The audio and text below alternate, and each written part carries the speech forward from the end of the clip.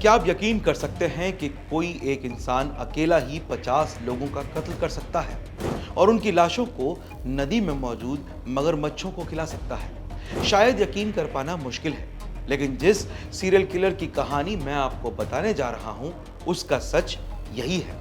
दरअसल हम बात कर रहे हैं देवेंद्र शर्मा की, जिसे पुलिस और मीडिया डॉक्टर डेथ के नाम से भी जानते हैं। इस खूनी दरिंदे को 7 बार उम्र कैद और 1 बार फांसी की सजा हो चुकी है, लेकिन हैरानी की बात है कि उसे अदालत ने 2 बार पैरोल पर जेल से रिहा किया और दोनों बार वो फरार हो गया और अब तीसरी बार उसे राजस्थान के एक आश्रम से गिरफ्तार किया गया है।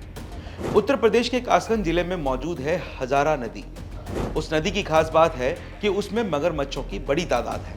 उस नदी में इतने मगरमच्छ हैं कि अगर उसमें कोई लाश फेंक दी जाए तो उसका मिलना नामुमकिन है। डॉक्टर डेथ यानी कि देवेंद्र शर्मा ने इसी नदी को लाशों का अड्डा बना दिया था। हर कत्ल के बाद वो लाशों को इसी नदी में रहने वाले मगरमच्छों को खिला देता था, इसलिए पुलिस को आज तक एक भी लाश नहीं मिली। सबका सबूत मिटा दिया गया। दरअसल देवेंद्र शर्मा कभी आयुर्वेदिक डॉक्टर हुआ करता था। उसका घर अलीगढ़ में था, लेकिन वो राजस्थान के बांदीकुई में जनता क्लिनिक चलाता था। साल 1994 में वो एक गैस एजेंसी खोलना चाहता था, लेकिन इसी चाहत में उसके साथ 11 लाख रुपए की ठगी हो गई और उसके बाद उसने अपराध की राह पकड़ ली। इसी दौरान वो दिल्ली के एक डॉक्टर के साथ मिलकर किडनी ट्रांसप्लांट कराने लगा। इस रैकेट में शामिल होकर उसे काफी फायदा मिला।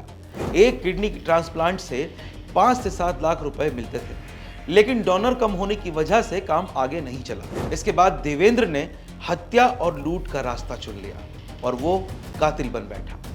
पहले उसने एक फर्जी गैस एजेंसी बनाई और गैस ट्रक बुक कराने लगा। ट्रक ड्राइवर को रास्ते में मार दिया करता था, सिलेंडर बेच देता था और लाश को हजारा नदी में ठिकाने लगा देता था। बाद में उसने तरीका बदला। वो टैक्सी ड्राइवरों को टारगेट करने लगा। टैक्सी बुक करता, ड्राइवर को मारता और लाश मगरमच्छों को खिला देता।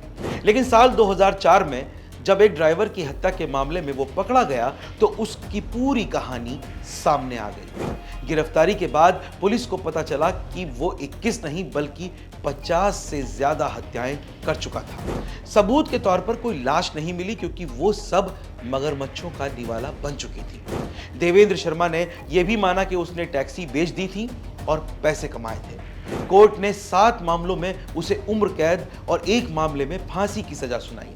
फिर भी उसके अच्छे चाल चलन की वजह से वो पैरोल पर रिहा हुआ और वापस लौटकर जेल नहीं आया। साल 2020 में पहली बार पैरोल पर वो रिहा हुआ और फिर फरार हो गया। वो दूसरी पत्नी के साथ दिल्ली में नाम बदलकर प्रॉपर्टी डीलर बनकर रहने लगा था। दिल्ली पुलिस ने उसे वहां से गिरफ्तार किया और तिहाड़ जेल भेज दिया।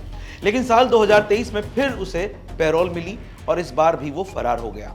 अब पुलिस ने उसे ट्रैक करने के लिए एक स्पेशल टीम बनाई। इस बार पुलिस को जानकारी मिली कि वो राजस्थान के दौसा में किसी आश्रम में बाबा बनकर छुपा हुआ है। आंख नाक से मिलान कर पुलिस ने उसकी पहचान पक्की की और 6 महीने तक निगरानी करने के बाद बाबा की वेशभूषा में रह रहे डॉक्टर डेथ को धर दबोचा।